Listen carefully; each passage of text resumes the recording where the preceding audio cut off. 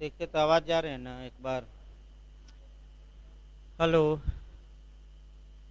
देखिए भाई, आपका एविडेंस में जो चल रहा था उसको देखा जाए फिर एक बार हम दोहरा भी दे रहे हैं। आपका ये क्वेश्चन ज़्यादा पूछा जाता है।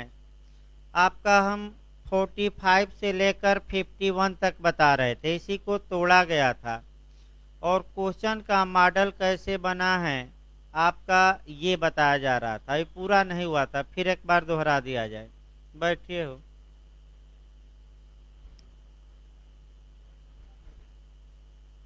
बैठिए, 3 लोग बैठिए। देखिए, आपका मॉडल बताया जाए फिर एक बार 2-4 मिनट, तब आपका आगे भाई हम बढ़ते हैं। देखिए, आपका ये बताया गया था कि जो आपका ओपिनियन है या राय है वह 45 से लेकर 51 तक में सुसंगत यानी कि प्रासंगिक या उचित बनाई गई है।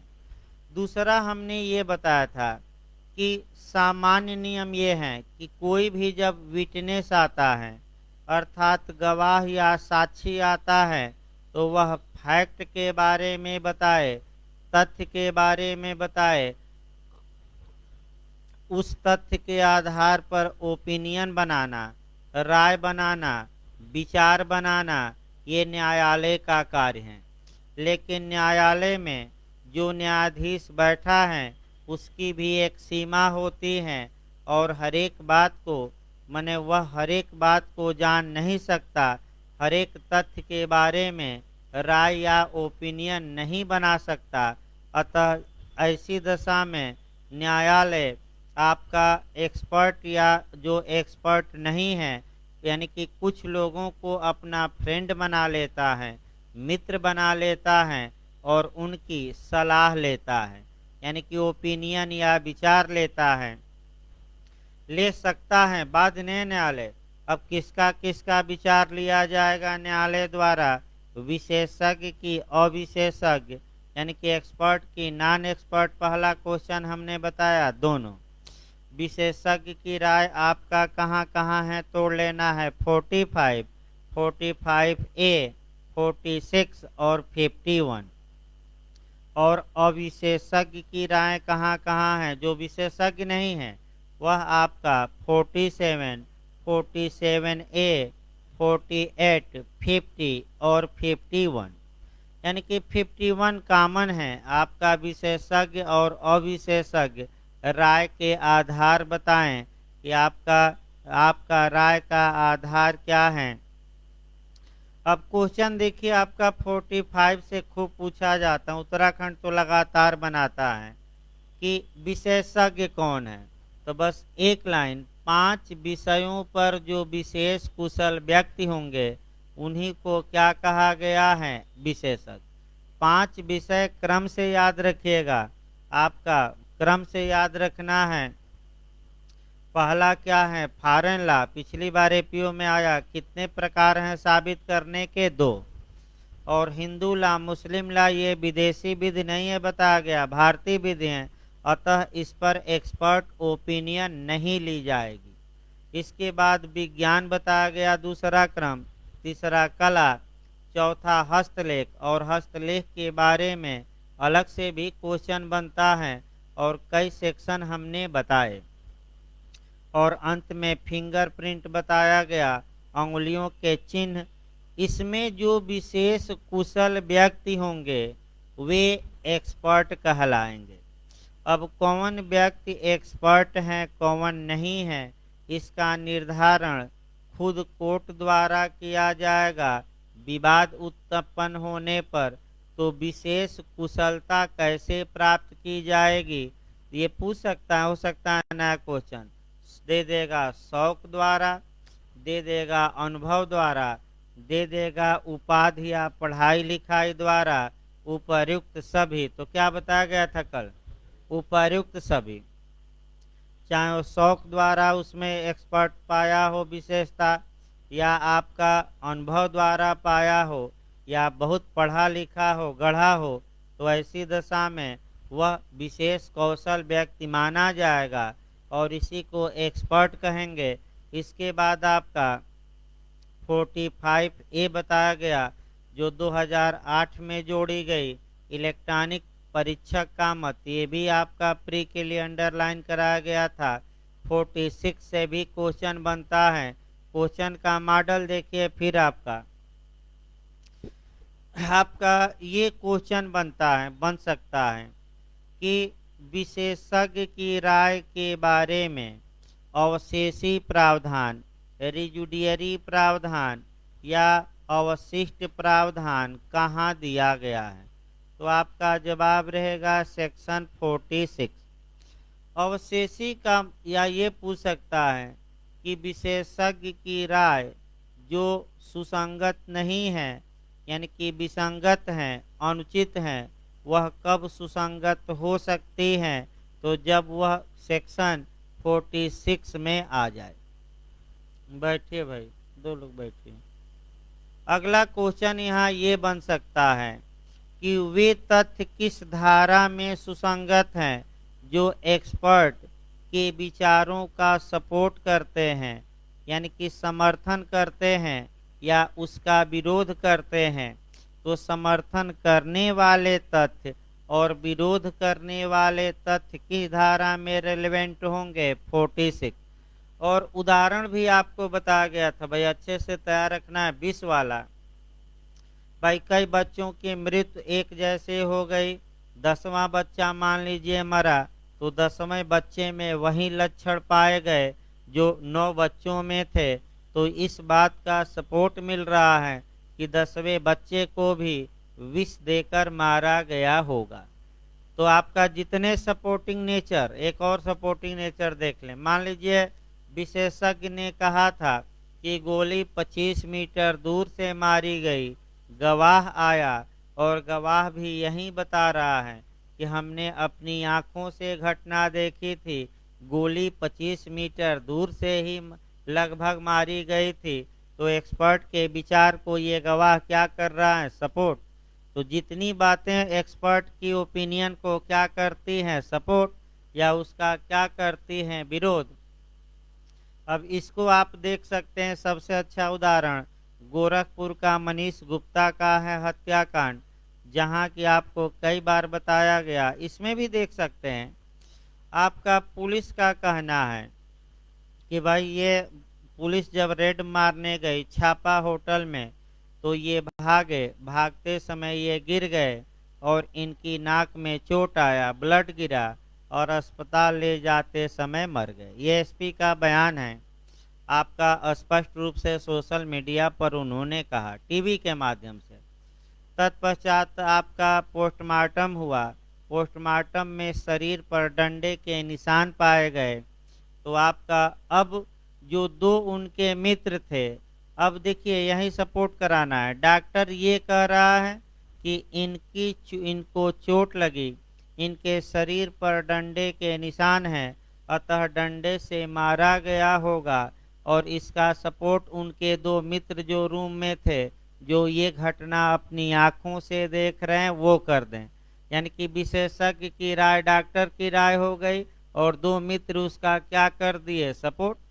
यानी कि ये बात अब क्लियर हो गई कि ये गिरकर नहीं मरे, बल्कि इनको पुलिस वालों ने डंडा से मारा और इनकी मृत्यु कारित कर दी।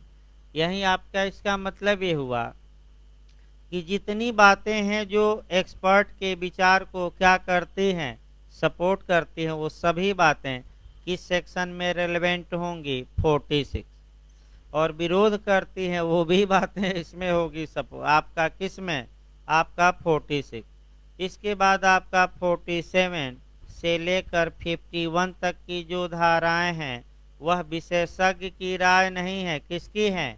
आवश्यक। यानी कि व्यक्ति एक्सपर्ट नहीं है, लेकिन उस बात के बारे में कुछ न कुछ जानता जरूर है। तो ऐसी दशा में अविशेषज्ञ की ओपिनियन या विचार या राय भी सुसंगत बनाया गया है। और पिछली बार यूपी में 47 पूछा गया है, गलत न हो, कि हस्तलेख से परिचित व्यक्ति की राय किस सेक्शन में सुसंगत है? तो आपका जवाब रहेगा 47। हस्तलेख से या हैंडराइटिंग या साइन से कब परिचित माना जाएगा? तो या तो रोज उसकी हैंडराइटिंग देख रहा हो, या लेटरबाजी हुई हो, यानी कि पत्रों का क्या हुआ हो, आदान प्रदान, या वो रोज लिख रहा था, साइन कर रहा था, और कारोबार के अनुक्रम में एक आदमी के पास उसकी साइन रोज पहुंच रही थी। तो तीन तरीके हैं क्या करने के, यानी कि कब हस्तलेख या हैंडराइटिंग से कोई व्यक्ति परिचित माना जाएगा? तो हस्तलेख से परिचित व्यक्तियों की राय, जो विशेषज्ञ नहीं है बल्कि क्या है, अविशेषज्ञ, किस सेक्शन में रेलेवेंट होगी? तो आपका जवाब रहेगा 47। अब देखिए क्वेश्चन एकदम नया मैं बना रहा हूं, अब तक के इतिहास में पूछा नहीं गया। हस्तलेख को साबित किया जा सकता है, ऑप्शन देखिए मैं बना रहा हूं, विशेषज्ञ की राय द्वारा, अविशेषज्ञ की राय द्वारा, दोनों, इनमें से कोई नहीं। तो दोनों मारकर आना है और सेक्शन कवर कर लेना है एक्सपर्ट की राय। तो सेक्शन 45, और आपका एक्सपर्ट की राय नहीं बल्कि दूसरे व्यक्ति की राय जो परिचित हो, वह किस में 47। और भी तरीके हम बताए थे, लेकिन यहाँ जो क्वेश्चन बन सकता है, अच्छा कि फिर एक बार इसको देखिए, एकदम नया क्वेश्चन अब बनाइए कुछ, क्योंकि आपका बिहार एपीओ ने बिल्कुल नया ज़्यादा बनाया क्वेश्चन। तो विशेष किसी हस्तलेख या हैंडराइटिंग को या साइन को कैसे साबित किया जाएगा? तो दे दे विशेषज्ञ की राय द्वारा, वो भी सही, सेक्शन 45। किसी अविशेषज्ञ या परिचित की राय द्वारा, वो भी सही है, किस धारा में, 47। और दोनों, इनमें से कोई नहीं, तो क्या मार कर आएंगे, दोनों। अब आइए आपका अगला सेक्शन देखा जाए, छोटा छोटा आपका सेक्शन है, लेकिन आपका पूछा बहुत ज्यादा जाता है भाई। इधर से निश्चित तौर पे आपका एक या दो क्वेश्चन बनने के चांस रहते हैं। अगला सेक्शन देखा जाए आपका 47A, इलेक्ट्रॉनिक हस्ताक्षर के बारे में राय कब सुसंगत होगी? तो जब किसी न्यायालय को इलेक्ट्रॉनिक हस्ताक्षर के बारे में, यानी कि आपका इलेक्ट्रॉनिक सिग्नेचर के बारे में ओपिनियन बनानी हो, तो किसकी राय सुसंगत होगी? बस एक शब्द याद रखिए, आपका इलेक्ट्रॉनिक हस्ताक्षर प्रमाण पत्र जारी करने वाले प्रमाणकर्ता प्राधिकारी की, यही शब्द आपका आया है, यानी कि जिस अधिकारी ने इलेक्ट्रॉनिक हस्ताक्षर सर्टिफिकेट, यानी कि इलेक्ट्रॉनिक सिग्नेचर सर्टिफिकेट मैंने दिया था, उस व्यक्ति की राय क्या होगी, सुसंगत। एक लाइन याद करके जाइएगा प्री के लिए। अगला देखिए अब 48, आपका उत्तराखंड हो, यूपी हो, झारखंड हो, बिहार हो, यहाँ से आपका क्वेश्चन बन रहा है, यानी कि 48 से भी आपका क्वेश्चन निश्चित तौर पर एक बन रहा है। देखिए जब भी 48 पढ़िएगा एक क्रम बना लिया जाए और तब 48 शुरू किया जाए। वैसे सेक्शन 13 के तहत बताते समय एक बार मैं बताया था। फिर देखिए भाई आपका कौन कौन पहले धारा कवर करना है, तो इसके साथ धारा 13 पढ़िएगा, इसके बाद आपका 32 का खंड 4, 32 का खंड 7, इसके बाद आपका 48 पढ़िएगा, 49 पढ़िएगा, 49 भी, और इसके साथ धारा 92 का परंतुक नंबर 5, परंतुक नंबर 5। देखिए पहले क्वेश्चन का मॉडल बनाया जाए, तब आपका और बताया जाएगा, बेयर एक्ट अभी नहीं, बेयर एक्ट लास्ट में बताया जाएगा। जो जो मॉडल है आपका उत्तराखंड में बना, जहाँ जहाँ बना है वहाँ वहाँ का मॉडल हम बता रहे हैं भाई। पहला क्वेश्चन जो आपका बना है, प्रथा और रूढ़ के बारे में, एविडेंस में, यानी कि कस्टम और यूजेज के बारे में, प्रथा और रूढ़ के बारे में एविडेंस में किन किन धाराओं में प्रावधान किया गया है। 4 ऑप्शन देगा, और एक ऑप्शन ऐसा रहेगा जिसमें कई धाराएं रहेंगी, तो वह ऑप्शन आप खोजिएगा जिसमें अधिक से अधिक धाराएं हैं लेकिन धाराएं भिन्न न हो। जो धाराएं हैं या तो 13 हो या 32 4 हो या 32 7 हो या 48 या 49 या 92 का कौन सा, परंतु 5। अब क्वेश्चन देखिए आपका क्या बनता है कि निम्नलिखित में से किस धारा के तहत प्रथा या रूढ़ को सुसंगत नहीं बनाया गया है, और नहीं वाला सबसे खतरनाक होगा, दे देगा 13, दे देगा 48, दे देगा 50, दे देगा इनमें से कोई नहीं। तो किस सेक्शन में प्रथा और रूढ़ को रेलेवेंट नहीं बनाया गया है, तो आपको इसी एरिया में कवर करना है कि कहाँ रेलेवेंट बनाया गया है। इससे कौन सेक्शन इसमें बाहर जा रहा है ऑप्शन में, बताइए। 50, यानी कि इसमें कौन सही होगा, 50। अब देखिए दूसरा मॉडल इसी पर, रूढ़ या प्रथा को किन किन धाराओं में रेलेवेंट बनाया गया है। 13 दे देगा, 48 दे देगा, 49 दे देगा, उपर्युक्त सभी दे देगा। तब क्या मार्क कराएंगे, उपर्युक्त सभी, याद रखिए क्योंकि तीनों धाराएं मिल रही हैं। लेकिन अब ग्रुप वाइज बन रहा है प्रथा और रूढ़ को, तो आपका 32 का खंड 4 दे दिया, फिर 32 का खंड 32 का खंड 7 4, फिर 13 48, फिर दे दिया 13 49, 32 का खंड 4। तो जब ग्रुप वाइज दे तो उसका नियम याद रखिए जो इस समय पूछा जा रहा है, जो इन 1 2 3 4 5 6 जो ये 6 धाराएं हम लिखवाए हैं, इनमें से किसी ऑप्शन में जो सबसे अधिक धाराएं मिले उसी को आपको सही मारना है। हो सकता है किसी में 2 धारा दे, इसमें से किसी ऑप्शन में 3 और किसी में 4 धारा दे, तो कौन वाला ऑप्शन सही मारेंगे जिसमें कितनी धारा हो। ये झारखंड और बिहार में अभी पूछा गया था मॉडल। देखिए आपका जो उत्तराखंड का मॉडल है वह ये बनता है कि धारा 48 किसकी पूरक धारा है, सप्लीमेंट्री किसकी है, तो 13 की पूरक धारा कौन है, 48। ये क्वेश्चन आपका उत्तराखंड एपीओ में बन चुका है, जे में भी।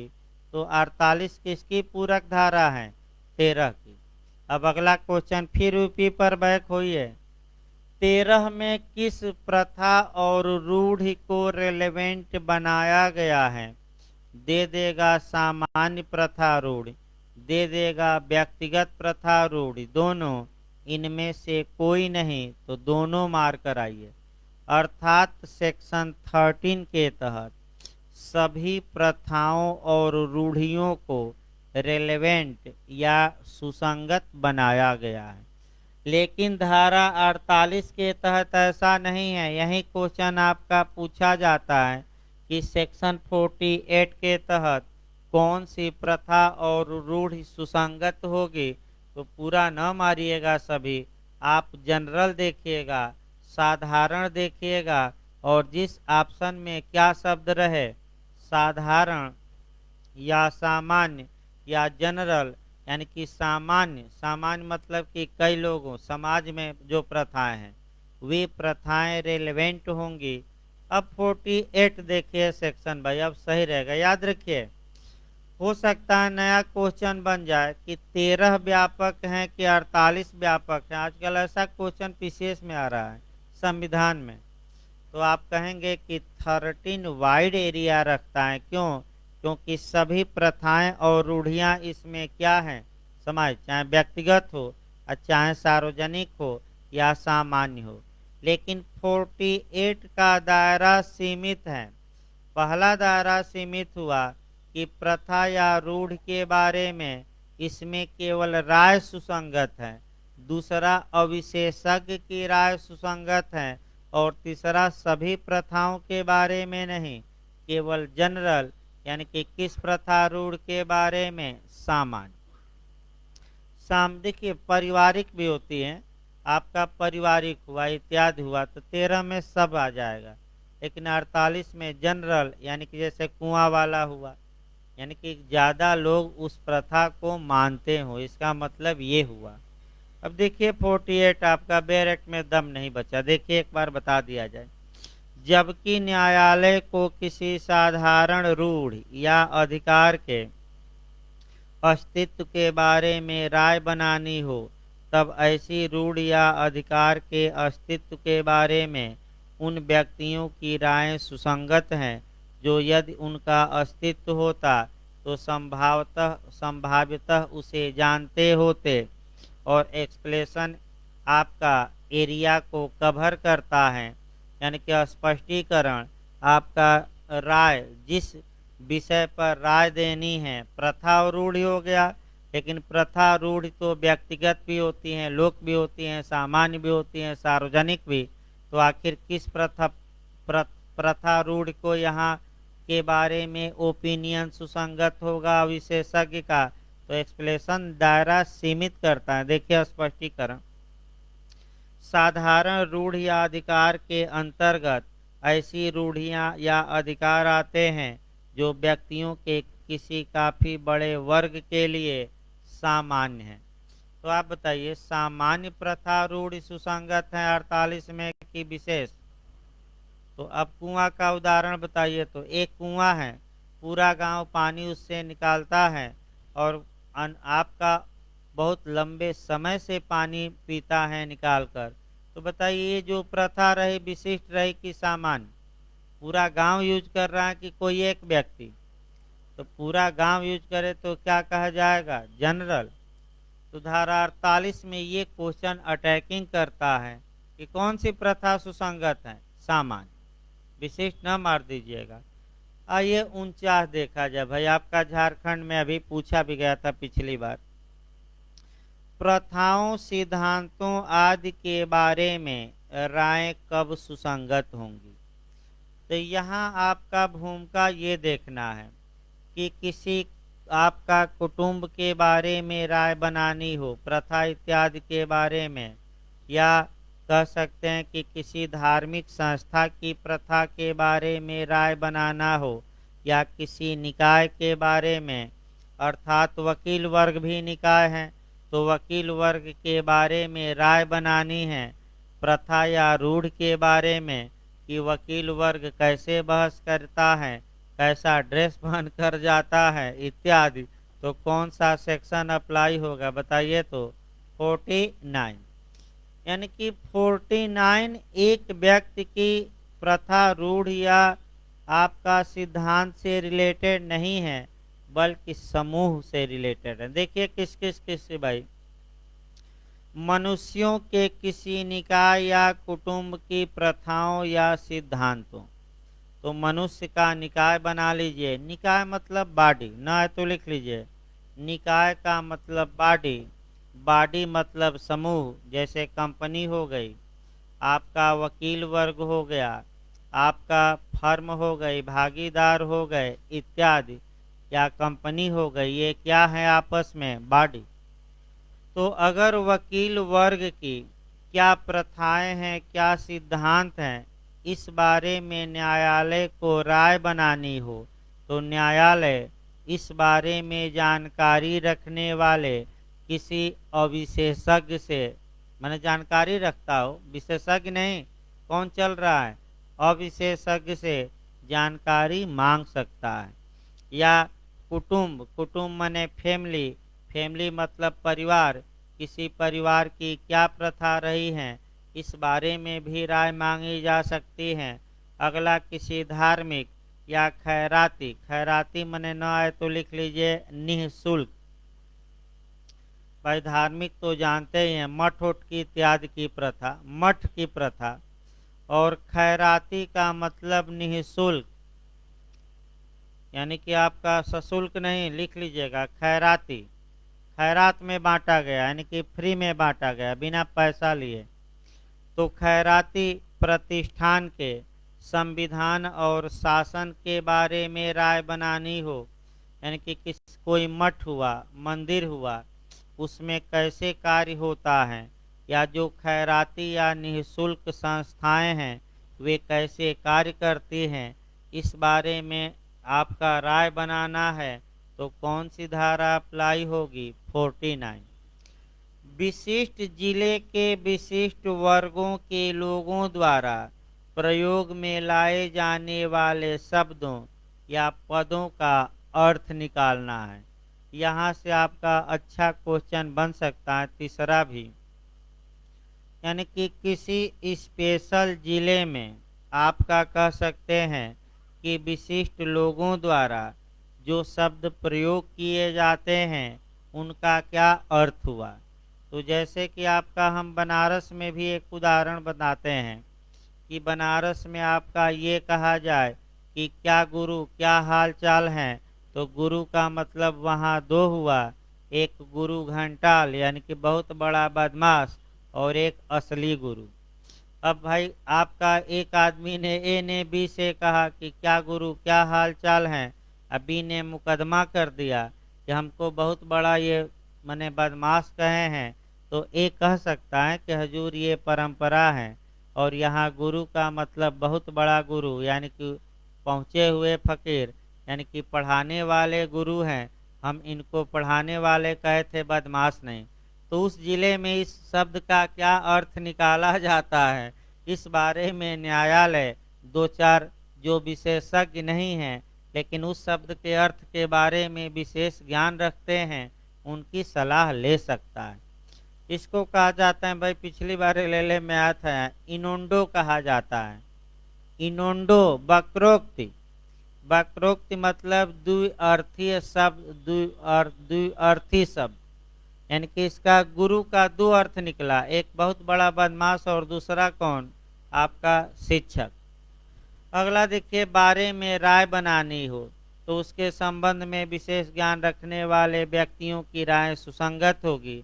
आपका 49 भी प्रथा सिद्धांत से ही संबंधित थी, और लेकिन आपका एक आदमी की नहीं बल्कि निकाय की ज़्यादातर।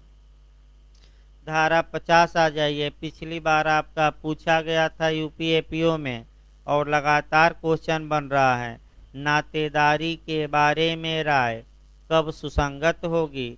नातेदारी यानी कि रिलेशनशिप या रिश्तेदारी, ना है तो लिख लीजिएगा नातेदारी, ना है समझ में तो लिख लीजिएगा रिश्तेदारी, और इसको लिख लेना है बैरक पर।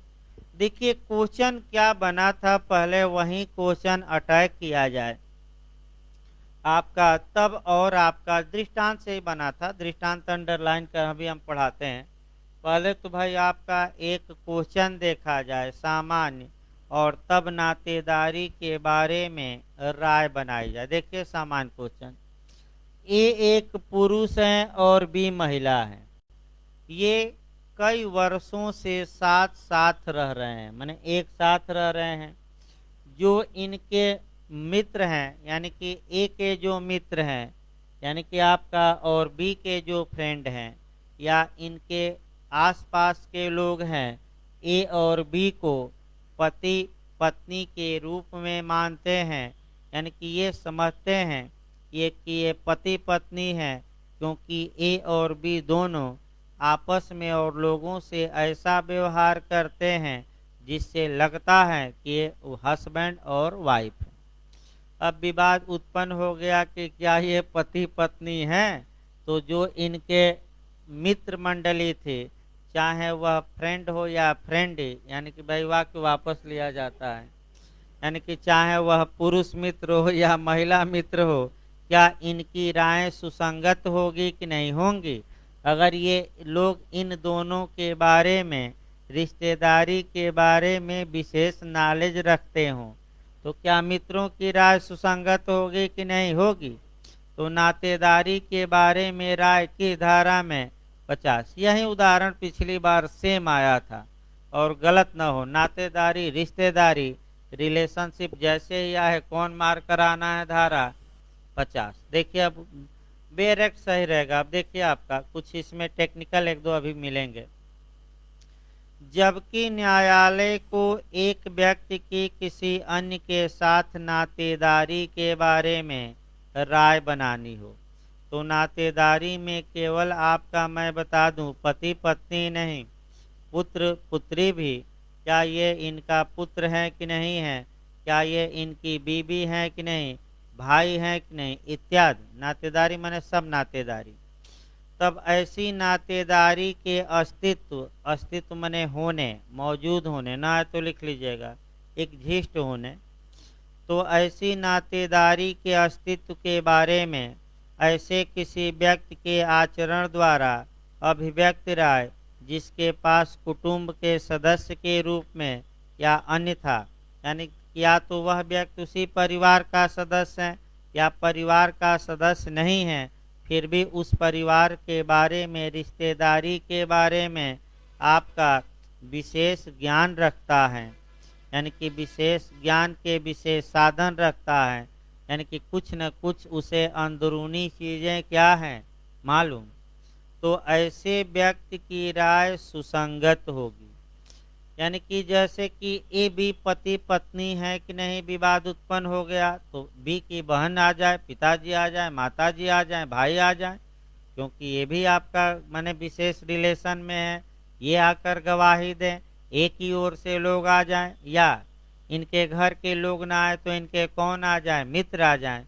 लेकिन कौन से मित्र, सभी नहीं, जो इनके रिलेशन के बारे में विशेष ज्ञान रखते हैं, कुछ अंदरूनी चीजें मित्रों को क्या है मालूम, और आपका इसी में झाम फैलता है। मित्र मित्र ना रहा, यानी कि कोई मित्र होते हैं कि आपकी अंदरूनी बातें जान लेंगे तो उसका नाजायज फायदा भी उठाएंगे, और कई मित्र होते हैं जो आपका सपोर्ट करेंगे। तो हमारा जहाँ तक मानना है कि अगर कोई अंदरूनी कमी हो, या आपकी घरेलू कमी हो, या आप गरीब हैं, कुछ भी हैं, तो समाज में उसको दबा देना चाहिए, क्योंकि घर की बात घर तक ही रहे, बाहर न आए तो अच्छा रहता है। और जैसे ही वह बात बाहर निकलेगी, आपका मान के चलिए कि समाज में छीछा लेदर होगी, और देख ही रहे हैं छीछा लेदर हो जाती हैं। तो घर की, इसीलिए कहा गया, पुराने लोगों ने कहा है कि आपका जो चौका बेलना की बातें हैं, यानी कि चौका की बातें चौकी तक न पहुँचे, यानी कि रोटी आपका कच्चा बना है कि जल गई है, ये बात थाने तक न पहुँचे तो इज्जत बनी रहती है। और जैसे ही दाल में नमक तेज हो गया, ये बात कहाँ तक पहुँच गई, थाने तक, भाई डोमेस्टिक वायलेंस होगा। अगर पति कह दें कि तुम तो दाल में क्या की हो, नमक ज़्यादा डाल दी हो, तो चाहे नमक ज़्यादा डाले पत्नी या कम डाले, शांति से खाइए, और न खाना हो तो न खाइए। आपका ये आपका डोमेस्टिक वायलेंस होगा। ये भी नहीं कह सकते कि दहेज कम लाई हो, ये भी घरेलू हिंसा। भाई तमाम चीज़ें हैं, छोटी छोटी बातें, वो अलग बात है कि भाई समाज है उतना ध्यान नहीं देता। देखिए फिर एक बार बैक हुआ जा भाई, यानी कि इसका मतलब एक लाइन तो याद रखिए, नातेदारी के बारे में राय की धारा में सुसंगत 50, 4 बार बताया गया, अब तो धारा रट कर जाइए। किसकी राय सुसंगत होगी, विशेषज्ञ की, अविशेषज्ञ, अविशेषज्ञ। या तो भाई परिवार का वह मेंबर हो, या परिवार का मेंबर न हो, तो नातेदारी के बारे में विशेष क्या रखता हो, ज्ञान। लेकिन अब लेकिन लग गया तो कुछ न कुछ समस्या उत्पन्न हो गई। देखिए आपका, परंतु आईपीसी के अधीन कार्यवाही में नहीं, परंतु भारतीय विवाह विच्छेद अधिनियम 1869 के अधीन कार्यवाही में, या आईपीसी की धारा 494, 495, 497, 498 के अधीन अभियोजनों में ऐसी राय विवाह साबित करने के लिए पर्याप्त नहीं होगी। यानी कि अन्य मामले में तो पर्याप्त हो सकेगी, लेकिन कुछ अपवाद हैं कि केवल राय के आधार पर फैसला नहीं दिया जाएगा, अन्य उसमें साक्ष्य का होना भी क्या है, आवश्यक। तो आपका एक तो डाइवोर्स के मामले में, अगर डाइवोर्स का मामला दायर किया गया और नातेदारी के बारे में राय बनानी है, तो आपका सेक्शन 5 के तहत सुसंगत तो वह राय होगी, लेकिन आपका इतने से काम नहीं चलेगा और साक्ष्य पक्षकारों को क्या करना पड़ेगा, लाना पड़ेगा। यानी कि राय सुसंगत होगी लेकिन सफिशिएंट नहीं होगी। और आईपीसी की कुछ धाराएं, क्योंकि अब सजा दिलवानी है, देखिए कौन कौन सी धाराएं, आपका 494, फिर कौन 495, फिर कौन सी धारा लिखी गई है 497, और फिर कौन सी धारा 498। तो फिर एक बार याद करिए चारों धाराओं को। अब एक धारा भाई आपका निपटा दिया गया है, कौन सी धारा निपटा दी गई है 497, और आपका पूछा भी जाता है, पिछली बार यूपीजे में 498 आया था। तो एक एक लाइन सभी धाराओं को क्या किया जाए। दुविवाह के लिए दंड का प्रावधान 494 494 करती है। अगर बाईगेमी किया गया है लेकिन दूसरे जिससे बाईगेमी किया गया है उससे पहला विवाह छिपा लिया जाता है तो आपका 495, यानी कि आपका खुलेआम दूसरा विवाह करिए पहला विवाह कायम रहते हुए तो 494, और छुपा कर करिए तो 495, और एडल्ट्री या जार कर्म कहाँ दंडनीय था 497। अब ये धारा अवैध हो गई है Joseph Shine versus Union of India बताया गया। और 498 भी पूछा जाता है, किसी विवाहित स्त्री को आपराधिक आशय से बहला ले जाना, फुसला ले जाना, भगा ले जाना, यानी कि आम भाषा में किसी की पत्नी को कोई दूसरा क्या किया, भगा ले गया। तो ये पूछा गया था किस धारा में, सेक्शन पूछा गया था तो 498, ये तो याद हो जाना चाहिए। दूसरे की बीबी को भगा ले जाइए, कौन सी धारा ये तो याद ही हो जाएगा, भले कुछ और ही ना याद हो। ये सब तो भाई इसमें तो मन लगेगा ही और भले आपका देखिए भाई, अब लास्ट में 51 मैं बता चुका हूँ लेकिन पूछा खूब जा रहा है, यानी कि भले मैं 51 एक बार फिर बता रहा हूँ, कल भी बताया था, तब आपका करेक्टर देखा जाए। इसके बाद आपका तो 51 में आपका कई जगह क्वेश्चन पूछा गया। पहला क्वेश्चन ये मिलता है कि जो राय का आधार होता है, जो राय का बेस होता है या राय का आधार होता है, वह किस सेक्शन में सुसंगत है। तो आपका 51, चाहे विशेषज्ञ की राय हो या अविशेषज्ञ की राय, उससे पूछा जा सकता है कि किस आधार पर तुम बता रहे हो कि ये पति पत्नी है। तो अगर अविशेषज्ञ हैं तो कहेगा कि हम मित्र थे, डेली इनके घर आते जाते थे, और डेली लोग आपका ये आपस में जो व्यवहार हमारे सामने करते थे, हस्बैंड वाइफ क्या करते थे, मैं 10 साल से आ जा रहा हूँ, इस आधार पर मैं कह रहा हूँ कि ये क्या है, धारा 50 में दोनों पति पत्नी। तो आधार बताइए किस धारा में सुसंगत है क्या। अब ये पूछा गया आधार, भाई आधार दे सकता है आपका। इसके बाद आपका दृष्टांत है, कोई विशेषज्ञ अपनी राय बनाने के उद्देश्य से किए गए प्रयोगों का विवरण दे सकता है, ये किस धारा में है, प्रयोग का विवरण दिलवाइए, तो किस धारा में है, तो आपका धारा 51। ये पूछा गया विशेषज्ञ, तो एक कल बताया गया था, फिर एक लाइन बता दिया जाए। मान लीजिए डॉक्टर ने ये राय व्यक्त की पोस्टमार्टम करके कि भाई इसकी मृत्यु आपका जहर से हुई है, तो डॉक्टर से ये पूछा जा सकता है कि भाई अब देखिए जहर से मृत्यु है, धारा 45 में सुसंगत एक्सपर्ट ओपिनियन। जितनी भी बातें सपोर्ट करे कि इसकी मृत्यु जहर से हुई है, धारा 46, वे सभी बातें साक्ष्य में क्या हम करेंगे, प्रस्तुत। अब डॉक्टर से पूछा गया कि किस आधार पर आप बता रहे हैं कि यह जहर से मरा था, तो क्या वह अपने प्रयोग का विवरण दे सकता है कि नहीं दे सकता है। कि 5 साल हमने MBBS की पढ़ाई की और किताबों में हमें प्रोफेसरों ने बताया कि अगर शरीर में ये लक्षण हैं, इसका मतलब कि ये कैसे मरा होगा, जहर से, और उसी आधार पर, उसी प्रयोग के आधार पर हम ये राय व्यक्त कर रहे हैं कि ये जहर से मरा होगा। अब राय का लास्ट में एविडेंशियल वैल्यू देखना है। साक्ष्य में क्या महत्व होता है ये भी खूब पूछा जाता है।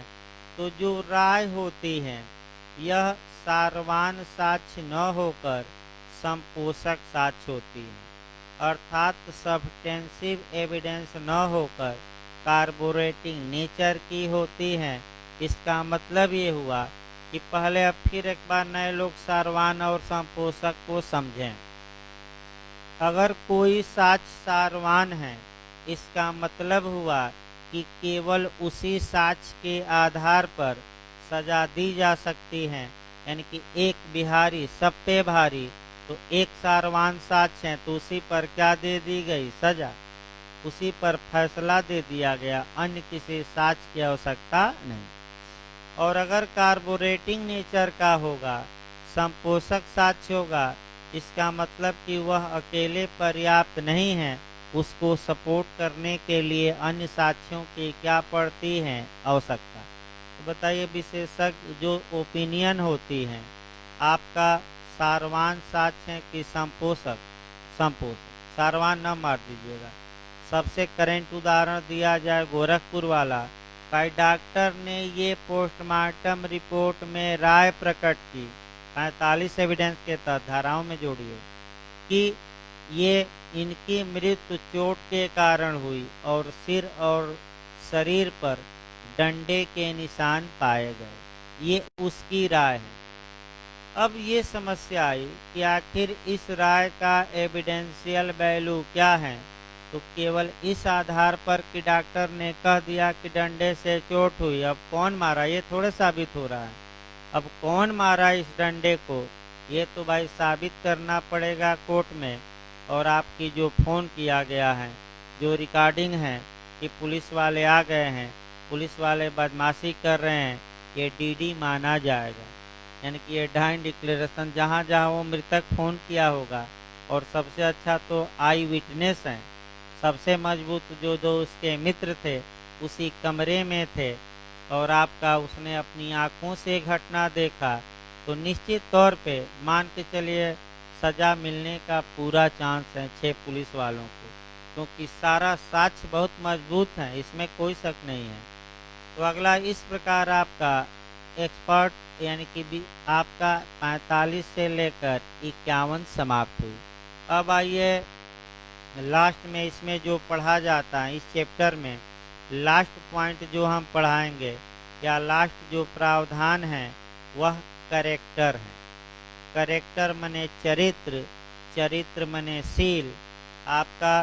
तो सेक्शन 52 से लेकर और 55 तक में करेक्टर या चरित्र को रेलेवेंट बनाया गया है। अब एक एक चरित्र को देखिएगा और किसका करेक्टर हाई है और किसका लो है। तो देखिए भाई करेक्टर को जब भी पढ़िए तो कहाँ कहाँ से करेक्टर पढ़ना है और इसमें कोरिलेशन थोड़ा ज़्यादा करना पड़ेगा। देखिए एक तो आपका 52 से लेकर 55 तक पढ़ना है, इसको पहले हम बंटवारा कर लें तब कुछ को रिलेट किया जाए। 52 से 55 तक ये करेक्टर के बारे में है। देखिए करेक्टर यानी कि सील के बारे में, तो आपका सिविल मामलों में सील और आपका आपराधिक या क्रिमिनल मामलों में पहले सेक्शन बांट लेना है। जो सेक्शन 52 है और 55 है ये आपका केवल और केवल सिविल मैटर, दीवानी मैटर या व्यवहारिक या नागरिक मैटर में लागू होगा, क्रिमिनल में नहीं। और जो सेक्शन 53 हम पढ़ाएंगे, 53A पढ़ाएंगे और 54 पढ़ाएंगे, ये केवल किस मामले में अप्लाई होगा, करेक्टर, क्रिमिनल। फिर एक बार याद रखिए पहले तो सेक्शन को ही तोड़ा जाए। सील को हमने आपका भी सील हमने बताया नहीं, अभी करेक्टर को सेक्शन को तोड़ा जाए और कहाँ कहाँ से आपको कोरिलेशन करके पढ़ना है, कौन कौन केस पढ़ना है, ये हम बताएंगे तब सेक्शन शुरू होगा। सेक्शन में दम नहीं, मैं सेक्शन आपका एक सेक्शन अधिकतम 4 से 5 मिनट में इधर समाप्त हो जाएगा। यानी कि अब आपका एविडेंस आपका जो 61 से लेकर 65 तक समय लगेगा और 66 से लेकर 90A तक 2 दिन में हो जाता है अधिकतम। और फिर आपका 91 से थोड़ा समय लगेगा। यानी कि मान के चलिए एविडेंस अब आधा समाप्त हो गया।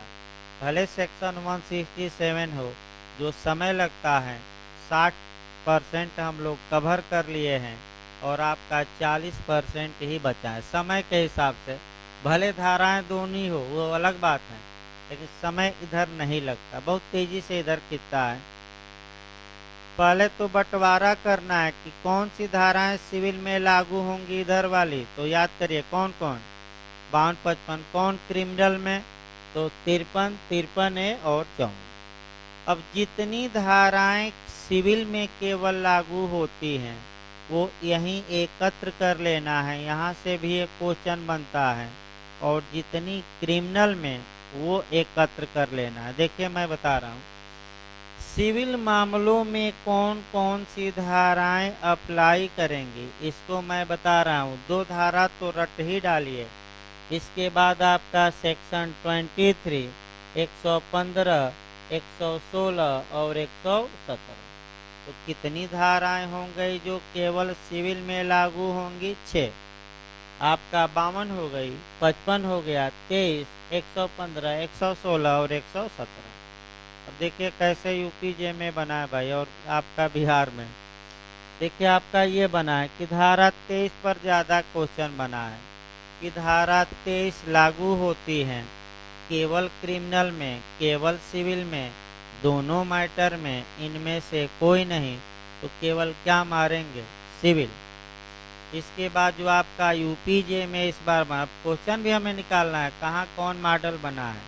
इस बार जो यूपी में बना था कि स्टापेल यानी कि 115 से लेकर 117 तक के सिद्धांत लागू होते हैं सिविल में, क्रिमिनल में, दोनों में, इनमें से कोई नहीं।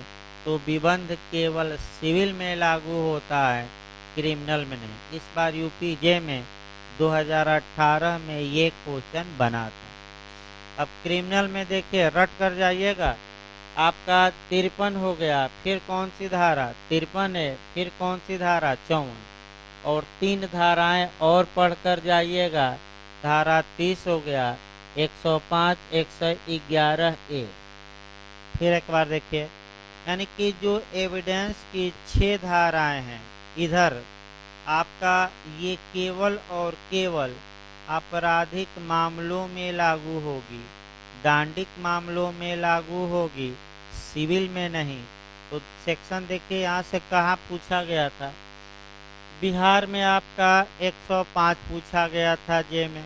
कौन सी धारा पूछी गई थी? 105। और आपका यूपी जे और यूपी एपीओ दोनों में 53A पूछा गया था, दोनों में पिछली बार आया है आपका 53A। अब आप देख रहे हैं कि भाई 111 भी नई धारा है, 53A भी नई धारा है। अब एक कंसेप्ट और बना लीजिए भाई, तब आगे बढ़ा जाए। इन 12 धाराओं के अलावा एविडेंस में जितनी धाराएं हैं वे समान रूप से आपराधिक मामलों में भी लागू होगी और सिविल में भी। तो आपका जो एक क्वेश्चन आपका बना था राजस्थान का, साक्ष्य अधिनियम लागू होता है सिविल मामलों में, आपराधिक मामलों में, दोनों में, इनमें से कोई नहीं, तो दोनों मार कर आइए। लेकिन अगर स्पेशली धारा दे दे, वही 6 धाराएं याद रखना है। 6 धाराएं केवल सिविल और 6 धाराएं केवल किसमें? क्रिमिनल। अब आइए जो अटैकिंग कर रहा है इस समय आपका 53A पर कर रहा है। तो पहले तो ये हम नियम बना दें आपका कि यहाँ अभी करेक्टर बताया जाएगा होता क्या, यह नहीं कि करेक्टर समाप्त हो गया, पहले नियम जाना जाता है। करेक्ट जहाँ तक आपका इन धाराओं की बात है, आपका इन धाराओं में किसका करेक्टर रेलेवेंट है? अब दे देगा पक्षकार का। दूसरा दे देगा साक्षी का, दोनों इनमें से कोई नहीं। तो भाई याद रखिएगा, बहुत महत्वपूर्ण ये क्वेश्चन आता है कि 52 से लेकर 55 तक सबका करेक्टर रिलेवेंट नहीं है, केवल और केवल पार्टी यानी कि मुकदमे के किसके पक्षकार। तो बताइए सिविल मामले में कौन पक्षकार होता है, वादी प्रतिवादी, और क्रिमिनल मामलों में एक तरफ अभियोजन और दूसरी तरफ अभियुक्त। तो भाई तीन हुए, क्योंकि अभियोजन तो सामान्यतः सरकार चला सकती है, उसका करेक्टर ही नहीं है क्योंकि वो तो विधिक पर्सन है। तो आपका वादी हो गया, प्रतिवादी हो गया, और आपका कह सकते हैं कि अभियुक्त हो गया। इसका करेक्टर कहाँ रिलेवेंट है, तो 52 से लेकर कहाँ तक आपका 55। अब तुरंत अटैक करना है कि आखिर गवाह है उसका क्या होगा। तो गवाह के लिए अलग धाराएं बनी हैं। एक गवाह के करेक्टर पर अटैक करिए 155 हम बताएंगे थोड़ा, गवाह के करेक्टर पर अटैक करिए 146, गवाह के सील जो सील का साक्षी है उसका क्रॉस एग्जामिनेशन 140। यानी कि 3 धाराएं मैं अलग बताऊंगा और आपका 3 धाराएं अलग बताया। अभी भूमिका चल रही है, अभी शुरू नहीं हुआ, पहले इसको कोरिलेट कर लिया जाए। इसके बाद जब इसको पढ़िएगा तो आपका करेक्टर को जब भी पढ़िएगा तो एक सेक्शन आपका कह सकते हैं कि 20 भी पढ़ना है और इसके साथ 55 जोड़कर। यानी कि फिर एक बार एविडेंस की धारा देखिए कौन कौन जोड़ा जाएगा आगे। कौन धारा 12 जोड़ा जाएगा, फिर कौन सी धारा 155, फिर कौन सी धारा 146, फिर कौन सी धारा 140। और मैं बता दूं बिहार एपीयू में बहुत अच्छा क्वेश्चन बना था और वह क्वेश्चन जाकर बनाया था 146 में और 90% लोग गलत करके आए थे। लेकिन प्रयास ये करिए कि अगर उत्तराखंड यूपी इत्यादि में अब ये क्वेश्चन अटैक करे तो किसी भी हाल में गलत ना हो। लास्ट में आपका इसी के साथ जब करेक्टर पढ़िएगा तो मैं फिर बता दूं आईपीसी की धारा 499 पढ़ना पड़ेगा, यानी कि डिफमेशन यानी कि मान हानि, क्योंकि वहाँ भी जो विवाद होता है करेक्टर का ही होता है। जैसे कि आपका और 53 ए भी डिटेल में पढ़ना है और क्यों जोड़ी गई, क्या इरादा था, क्यों जोड़ी गई, किस समिति पर जोड़ी गई, किस तारीख से लागू हुई, ये तमाम क्वेश्चन बनते हैं। लेकिन लास्ट में आपका एक और पूछा जाता है भाई करेक्टर को कहाँ बताया गया है, सील क्या है। तो सील को धारा 55 के एक्सप्लेशन में बताया गया है। यानी कि जब आप 52 से लेकर 55 को उठाएंगे तो शुरुआत आप यहाँ से करिएगा करेक्टर की परिभाषा से। और करेक्टर की परिभाषा कहाँ दी गई है, तो धारा 55 के कहाँ एक्सप्लेशन, हम भी यहीं से उठाएंगे और उसके बाद आपका 52 पर आएंगे और लास्ट में आपका उदाहरण एक बता दिया जाए तब ब्रेक दिया जाए। भाई देखिए उदाहरण आपका कई मामलों में करेक्टर आपका रेलेवेंट भी होता है और आपका करेक्टर के बारे में काफ़ी विवाद भी उत्पन्न होता रहता है। और ऐसी दशा में आपका कह सकते हैं कि आपका राखी सावंत का उदाहरण बताया जाता है लास्ट में, तब कल शुरू किया जाए इसको, क्योंकि आपका घर से एक बार थोड़ा पढ़ कर आइए। बिहार मेंस में भी आया था जे में, यानी कि सील, तो सील या करेक्टर बिहार जे मेंस में भी आया था और प्री में तो हमेशा एक क्वेश्चन आता ही रहता है।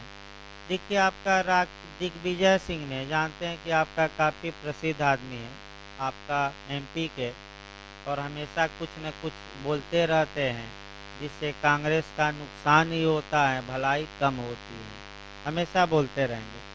तो इन्होंने राखी सावंत पर अटैक किया, इनके करेक्टर पर अटैक किया। तो राखी सावंत ने आपका मुकदमा किया 50 करोड़ रुपए का मानहानि का। कि ये निकम्मा हमारे खिलाफ समाज में उल्टा सीधा बोला है, 50 करोड़ रुपया हमें मुआवजा क्या दिया जाए, दिलवा जाए। अब इसी में आपका करेक्टर देखना है, तो पक्षकारों का करेक्टर ही पहले देखा जाए। दिग्विजय सिंह कहेंगे कि राखी सावंत का करेक्टर ढीला है, अतः 1 पैसा नहीं देंगे, और राखी सावंत कहेगी कि हमारा करेक्टर क्या है, भाई पूरा पैसा मिले। अब वो न्यायालय डिसाइड करे क्या मिले क्या नहीं, लेकिन करेक्टर दिखा सकते हैं। तो कहाँ से कहाँ तक करेक्टर इनका देखा जाएगा, और जो गवाही देने आएगा उसका अलग चलेगा। और चूंकि ये मानहानि का मुकदमा की है, तो कौन सी धारा आईपीसी की जुड़ गई, 499। तो कल इसको हम यहाँ से उठाएंगे। और एक बार छोटी धाराएं हैं, लेकिन कंसेप्चुअल हैं ये धाराएं, छोटा न जानिए, इसमें इतना टेक्निकल क्वेश्चन आ जाएंगे, और कैसे भरमाऊ क्वेश्चन बनते हैं जहाँ भरम सकते हैं, उसी क्वेश्चन को हमें निकालना है जहाँ से क्या भरम सकते हैं। तो भाई 10 मिनट का ब्रेक रहेगा, फिर आईपीसी चलेगी। इसको कल हम आगे शुरू करेंगे। ये कल समाप्त हो जाए तो परसों से आपका 56 से शुरू होगा। तभी 10 मिनट का ब्रेक रहेगा भाई, फिर आईपीसी आपका चलाया जाए, ताकि आपका परीक्षा पहले भाई हो जाए। तो 10 मिनट गवाह वाला 155, 146, 100। हाँ हाँ, एविडेंस कल पढ़ कर आइएगा, इसको तब बताएंगे हम डिटेल में। 10 मिनट बाद क्लास